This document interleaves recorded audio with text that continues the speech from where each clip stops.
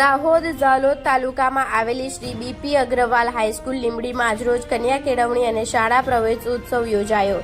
BP Agarwal high school Limbdi ખાતે ધોરણ 9 થી 11માં નવા પ્રવેશ આપવામાં આવ્યા અને તમામ નવા પ્રવેશ મેળવનાર વિદ્યાર્થીઓને પાઠ્યપુસ્તક અને સ્કૂલ બેગ આપવામાં આવી। સદર કાર્યક્રમમાં વડવાઈ સાહેબ સીઆરસી અને શાળાના સંચાલક મંડળના પ્રમુખ ગુરુશરણ પટેલ સાહેબ અને મંત્રી પ્રકાશ એલ મોરી સાહેબ અને કારોબારી સભ્ય પરેશ પંચાલ તેમજ ગ્રામજનોએ ભાગ લીધો હતો।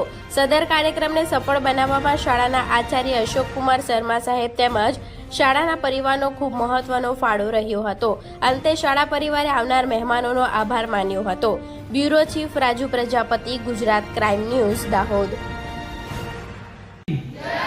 भारत माता की वंदे वंदे।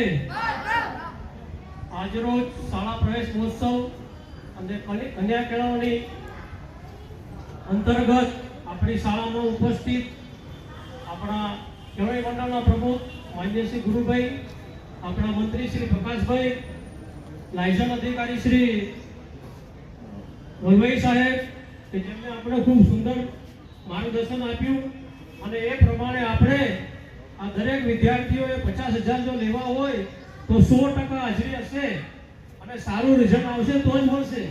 પાછા એવું નહીં કે તમે આવા ખાતર આયા અને વચમાં પાછા ગેર મૂક્યા, એ બધું નહીં ચાલે। 100% હાજરી અને સારું રિઝલ્ટ હશે તો તમને 50,000 તમે અરજદાર થશો।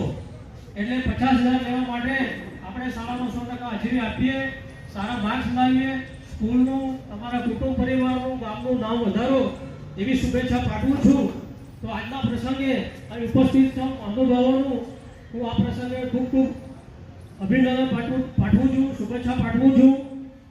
આપણે જાણીએ છીએ કે છેલ્લા 21 વર્ષથી એટલે કે 2 દાયકા ઉપરથી આપણે ગુજરાત સરકાર દ્વારા કન્યા કેળવણી અને શાળા પ્રવેશ મહોત્સવનો કાર્યક્રમ કરે છે।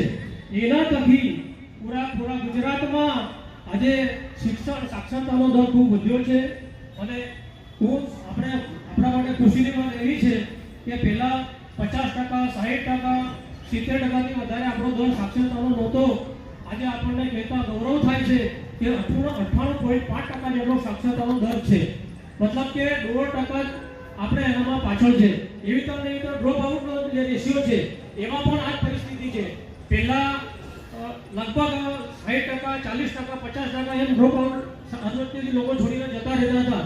સરકારના આવા સારા પ્રયાસ અને અભિગમને કારણે આજે પણ ડ્રોપ આઉટ રેશિયોમાં પણ 1% જ આપણે કમી રહી છે। એ પણ આવનારા સમયમાં પૂર્ણ થઈ જવાની છે અને જેને પ્રવેશ મળ્યો છે એમને મારી ખૂબ ખૂબ શુભેચ્છા પાઠવું છું। ભણી ગણીને ખૂબ આગળ વધો એવી શુભેચ્છા સાથે વિરમું છું।